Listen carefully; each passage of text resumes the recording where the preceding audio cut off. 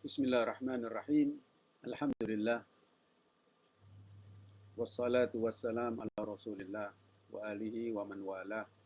Wa la hawla wa la quwwata illa billah. Subhanak la ilma lana illa ma 'allamtana. Allahumma allimna min ilmikal mahzun.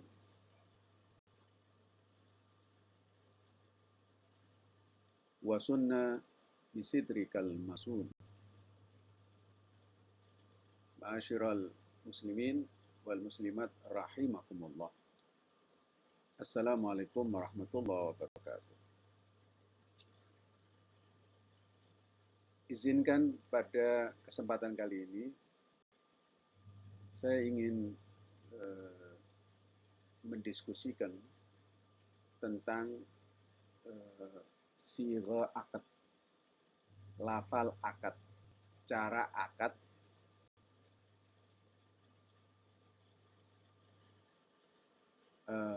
Sebelum nanti kita tonton videonya, sekedar membuka ruang diskusi dan upaya untuk membuka wawasan kita bersama bahwa tentang pernikahan ini tentu setiap orang yang menikah, keluarga yang menikah, berusaha menikahkan anaknya, saudaranya,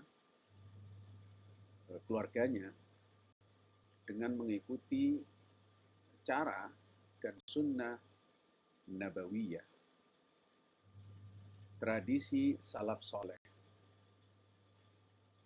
Dan tentu itu mulia dan sah-sah saja. Tetapi persoalannya adalah bahwa antara kita dan Rasulullah serta sahabat-sahabat beliau terdapat jarak yang panjang, sehingga itu menjadi sulit bagi kita untuk kita bisa mengatakan 100% prosesi akad nikah, prosesi pernikahan dari awal, adab-adabnya, aturan-aturannya, etikanya, dan utamanya cara akadnya 100% persis seperti yang dilakukan dan diamalkan dan dijalankan oleh Rasulullah dan sahabat-sahabat beliau misalnya.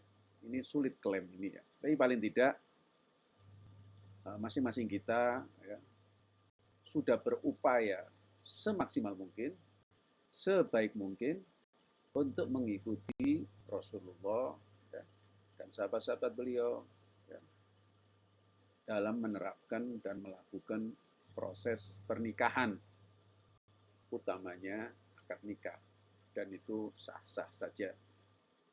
Oke ya. Memang banyak hal yang perlu untuk didiskusikan ya, dan dicari dan ditelaah lagi tentang misalnya cara akadnya, kemudian prosesi akadnya, adab-adab sebelum akad ya, tradisi-tradisi sebelum akad, misalnya apa mencuci kaki istri, calon istri, itu ada nggak pembenarannya dari tradisi kaum salaf kita misalnya ya, seperti itu ya, itu perlu penelitian. Walimah itu dilakukan kapannya? Ada hari-hari tertentu memang yang dianjurkan misalnya atau tidak? Walimah itu dilakukan malam hari atau siang hari? Ini juga perlu diteliti. Kemudian siapa yang diundang dalam walimah itu? Ini juga perlu diteliti. Sebaiknya siapa saja? Ini juga perlu diteliti. Kemudian acara walimah itu di mana? Di tempat penyelenggaranya calon mempelai perempuan atau laki-laki. Ini juga perlu penelitian, ya kan? Umumnya kan di kalangan kita pengantin pria, ya kan, dikarak ke tempat istri, ya kan? Dan unduh mantu itu biasanya pria yang melakukan, keluarga pengantin pria yang melakukan, ya kan? Nah ini hal-hal semacam ini perlu penelitian. Oke, tidak panjang-panjang, langsung saja kita ke inti masalah, yaitu cara melakukan akad. Ya, seperti apa? Kita lihat videonya ya.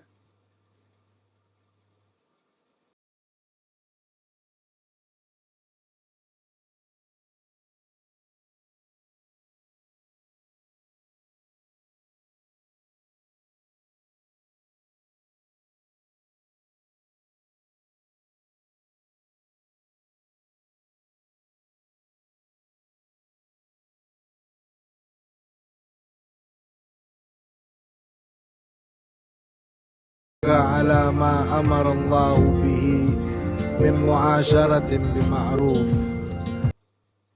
Nah, di sini ini yang menarik di sini ya. Uzawi juga ala ma amarallahu bihi, ya. Biasanya kan min imsakin bima'ruf atau tasrih bi ihsan. Di sini dia menggunakan min muasyaratin bima'ruf.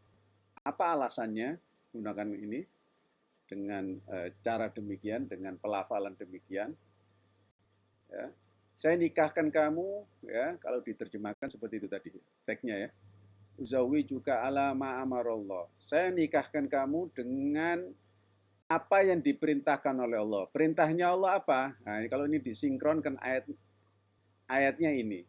Ya, surat An-Nisa ayat 19. Wa ashiruhunna bil ma'ruf. Sehingga tadi dalam teksnya tadi ya dikatakan ala uzawi juga ala ma amarallahu bimin muasyaratin bima'ruf. Saya nikahkan kamu dengan perintah Allah. Perintah Allah apa? Min muasyaratin bima'ruf. Untuk memperlakukan pasangan ya dengan kebaikan ya. Surat An-Nisa ayat 19. Jadi sangat sinkron sekali, sangat tepat sekali dan sesuai ya secara tata bahasa Arab itu pas sekali ya kan. Ala ma amarallah. Perintahnya apa? Ayatnya kan wa ashiruhunna bil ma'ruf. Ya. Coba kita lihat lanjutannya. Ya Muhammad Irfan bin Abdullah Al-Habshi, zawwajtuka wa ankahtuka mahtubataka ibnati Shahzanan Sahila bimahrin 200 pound sterling halan. قبلت نكاحها وتزويجها بالمهر المذكور.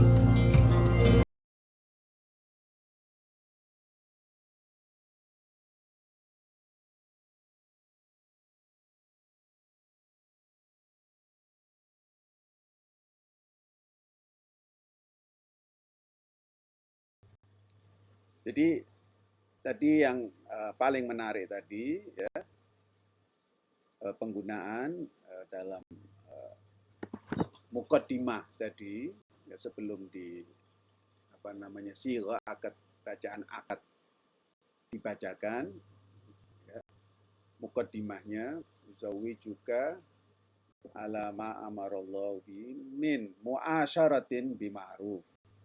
Kenapa menggunakan ini? Sudah saya jelaskan tadi ayatnya yang sinkron dengan itu. Kenapa tidak menggunakan yang biasanya? Nah, biasanya ini yang dipakai.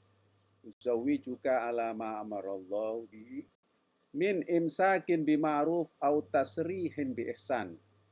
Ini surat Al-Baqarah ayat 229. Saya nikahkan kamu ya dengan perintah Allah. Perintah Allah apa? Imsak bima'ruf. Kamu tahan, kamu lanjutkan ya, pasangan kamu melanjutkan kehidupan dengan pasanganmu, artinya tidak bercerai, bertahan dengan kebaikan, au tasrihin bi ihsan, atau kamu cerai dengan kebaikan pula. Nah, Kenapa tidak menggunakan ini? Alasannya adalah karena ayat ini dalam konteks talak, dalam konteks perceraian. Sementara ini pernikahan. Sekali lagi, ayat ini turun, nanti bisa dicek, surat Al-Baqarah ayat 229. Ini ayat dalam konteks, turun dalam konteks apa? Perceraian. Silakan dicek di buku-buku tafsir ya. Hampir semua tafsir, mayoritas ahli tafsir mengatakan ayat ini tentang perceraian. Sehingga dipertanyakan keharmonisannya, ketepatannya, kesesuaiannya jika ini dibawa-bawa ya, dimasukkan dalam akad, ya kan. Lagi pula kan ini tidak bagian dari akad. Ya, artinya kalau toh ini nggak dibaca pun nggak masalah. Tapi tadi itu yang mengakatkan tadi, ya, dia punya alasan kuat untuk tidak menggunakan ini, redaksi ini. Alama amarallahu bihi min imsakin bima'ruf au tasrihin bi ihsan. Karena ini ayat, sekali lagi, ya, dalam konteks talak. Karena itu sebelumnya lihat, at-talak marratain. Talak itu, perceraian itu 2 kali.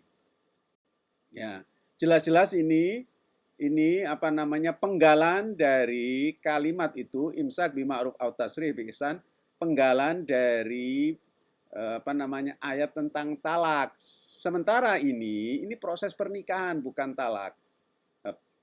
Tambahan lagi catatan kaki, saya hanya memberikan catatan kaki di sini ya.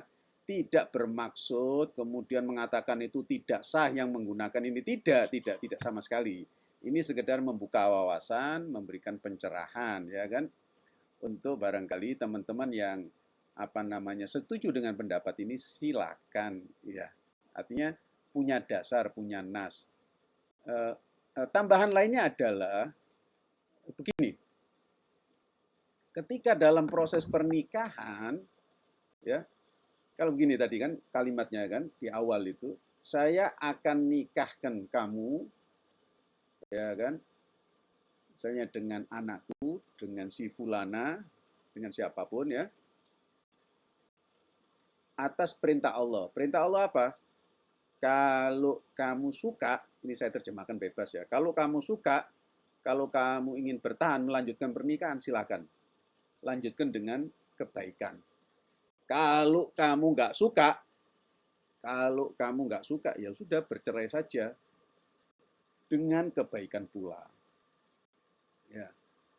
Tetapi bandingkan dengan yang pertama tadi kalimatnya, ya ini pilihan ya, Anda pilih yang mana? Kalau kamu saya nikahkan kamu atas perintah Allah, yaitu apa perintah Allah? Perintah Allah memperlakukan perempuan dengan baik. Kenapa penekanan di sini pada perempuan? Karena memang kebanyakan perempuan itu korban dari keburukan, dari sikap buruk pasangannya, dalam hal ini suaminya. Karena itu perempuan lebih dilindungi. Di sini penekanan kepada perempuan, wa ashiruhunna bil ma'ruf. Ya, karena seringkali yang jadi korban kekerasan pihak yang lemah, dalam hal ini adalah perempuan. Sehingga karena itu agama datang, Islam datang untuk melindungi pihak yang lemah ini. Sehingga penekanan adalah perlakuan baik kepada perempuan. Wa ashiruhunna bil ma'ruf. Dengan kata lain, kalau ini dijalankan, kalau ini diamalkan oleh pasangan, terutama laki-laki, maka kemungkinan perceraian itu sedikit sekali, kemungkinan kecil terjadi perceraian. Kenapa terjadi perceraian? Karena memang ada muasyarah yang tidak baik, ya kan? Ada perlakuan yang tidak baik, ya. Tapi kalau ini ditekankan dan ini disampaikan di awal di akad, kamu laki-laki, ya, kalau kamu mau menikahi perempuan, kamu harus memperlakukan dia dengan baik. Ya. Oleh karena itu dalam keterangan lain dikatakan kalau laki-laki itu dasarnya baik, dasarnya adil, di saat dia tidak suka kepada istrinya pun, dia tidak akan berbuat dolim. Tapi bandingkan dengan yang pertama tadi. Saya nikahkan kamu, ya kan? Silakan. Kalau suka lanjutkan, ya kan? dengan baik. Kalau nggak suka ya sudah cerai aja dengan tidak baik. Kira-kira seperti itu ya kan. Karena memang ayat tadi imsak bima'ruf ala ma amarallahu bi min imsak bima'ruf au tasrih bi ihsan itu dalam konteks, sekali lagi dalam konteks talak, sehingga menurut hemat saya kurang elegan, kurang elok, kurang sedap kalau itu disampaikan di waktu akad yang adalah konteks pernikahan. Ya, itu saja catatan kaki dari saya ya. Mudah-mudahan ini membuka wawasan ya. Dan dengan harapan kita bersikap hati-hati, saudara-saudaraku ya. Bersikap hati-hati dulu karena sebagian ulama kita dulu habaib dan ulama-ulama kiai-kiai waktu akad itu 3 kali. Akad 3 kali meskipun sebetulnya sekali sudah sah. Tapi akad itu dilakukan 3 kali itu adalah bentuk kehati-hatian. Lah ini dengan berusaha kita melakukan proses akad ya sebaik mungkin karena kita ingin pernikahan ini langgeng. Ya, pernikahan ini tidak berakhir kepada perceraian ya. Karena akhir-akhir ini kita khawatir angka perceraian mulai tinggi. Nah, kita mengurangi angka perceraian itu dengan penekanan apa? Penekanan kepada pasangan untuk berbuat baik, untuk menjadi pecinta yang sesungguhnya, pecinta sejati. Yaitu adalah datang dengan semangat untuk melayani pasangannya, bukan dengan semangat memiliki.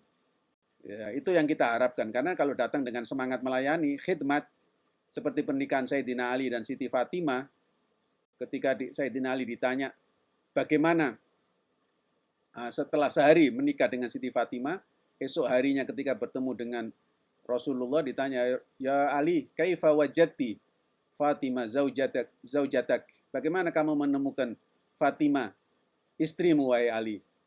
Kemudian kata Sayyidina Ali, ni'mal aun fi ta'atillah. Sebaik-baik pembantu, sebaik-baik pelayan, sebaik-baik yang berkhidmat dalam ketaatan menuju Allah Subhanahu wa Ta'ala.